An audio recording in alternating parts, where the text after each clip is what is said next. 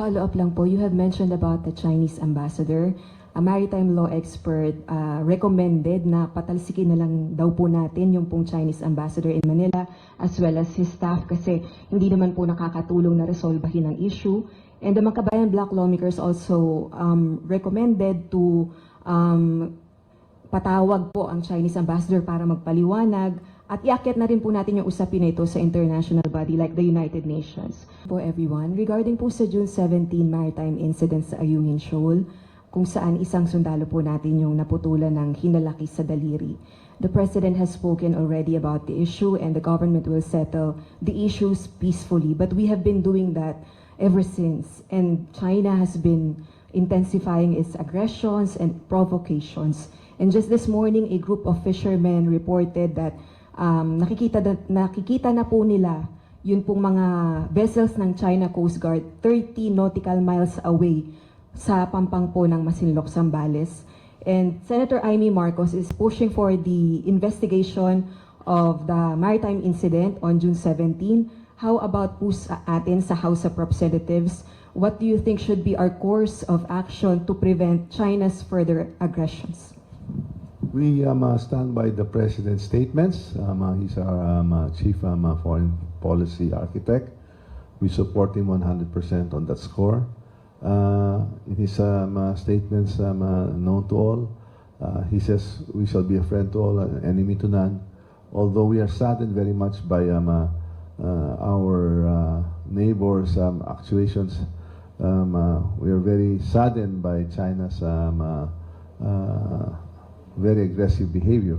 In fact, I had some moments to speak to the Chinese ambassador, Van de Anor, and we bemoaned the aggressive nature of the Chinese Coast Guard and the Chinese PLA Navy assets. And we are very, very upset. And we protest to the unfortunate incident that happened. And we hope that that doesn't happen again. But I've told and I believe that we can all share the sentiment that China should lessen its aggression. Let us de-escalate these tensions, and let us not make these disagreements and these conflicts in the West Philippine Sea define the totality of the relationship between China and the Philippines. There are many other facets of the relations between China and the Philippines. Let us celebrate those common grounds, those common interests, and common values. Let us agree that we can disagree, but let us not be disagreeable with one another. The disputes in the West Philippine Sea will not be resolved today, maybe not tomorrow. But let us resolve. Let us work for a peaceful resolution to all of that. Thank you.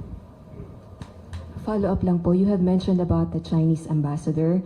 A maritime law expert recommended na patalsikin na lang daw po natin yung pong Chinese ambassador in Manila as well as his staff kasi hindi naman po nakakatulong na resolbahin ang issue. And the Makabayan Black lawmakers also recommended to patawag po ang Chinese ambassador para magpaliwanag at iakyat na rin po natin yung usapin na ito sa international body like the United Nations. What is your thought on this po? Those are all options, and as I said, I will always stand by President Ferdinand R. Marcos Jr.'s decision and his prerogatives. No, let him take the lead. Ayoko i-preempt ko siya. Although those are very, very viable or possible options. I actually had some words that I will share. I just told the ambassador from China to the Philippines. Siguro naman, ayaw naman na mangyayari na under his watch, nakita niya that relationships with the Philippines went from good relations to not so good relations, nagde-deteriorate. Diba? Pangit yan eh. On his watch, ito na nangyayari. Kaya dapat he should exert all the efforts as the representative, the official representative of China to the Philippines. So, siyang kinusap ko kasi the last time nag-usap kami at a different level was when we visited Beijing with the President over 18 months ago. No? sa Beijing, nandun kami at akala natin magandang usapan, pero unfortunately this skirmishes dito sa sa disputed areas, di ba, ay lumala at yun na nagiging highlight of the relationship rather than the other commonalities, which we should actually celebrate, and rather than focus and delve into this aggressive behavior that the Chinese Coast Guard and the PLA Navy is employing. Thank you. Sorry po, super relax. Does this mean po, do you also support the recommendation of the National Maritime Council headed by Executive Secretary Lucas Bersamin na we will pronounce kung kailan po tayo magsasagawa ng rotation and resupply mission sa Ayungin Shoal to prevent the incident from happening again? The Congress, especially tayo po sa administration coalition, kami po sa majority, always supports the President and his office, the Office of the President, basta sa mga tungkulin sa foreign policy po.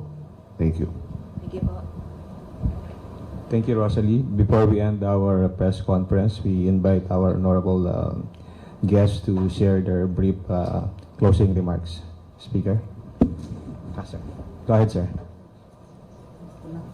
Yes, magandang umaga po muli at maraming salamat kay Speaker at sa lahat po ng mga congressman dito sa pagkakaroon po namin ng maganda pong pag-uusap tungkol po doon sa presyo ng bigas na mapaabot po natin sa market. Lalo na po sa mga retailers po natin all over the Philippines.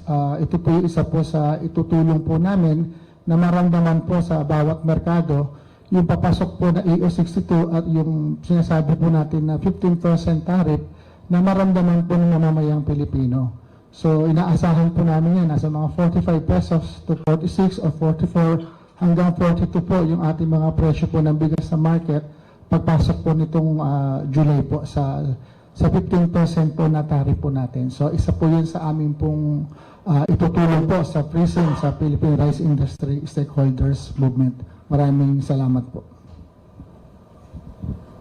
We'd like to assure din po ang ating mga farmers at ang ating mga local production ay isusulong po natin ng ating cluster farming at matulungan po sila ng gusto na hindi po mapabayaan yun pong ating local production na sa kabila po ng ganitong mga usapin ay kung mapapag-usapan po talaga ng gusto at maisusulong yung pagtulong sa ating mga farmers, babantayan po namin yun. At the same time po, doon din po sa presyo ng bigas sa ating merkado. Maraming salamat po.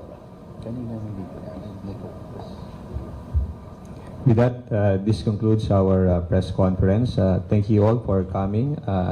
Have a great day. Maraming salamat sa inyo lahat po. Thank you.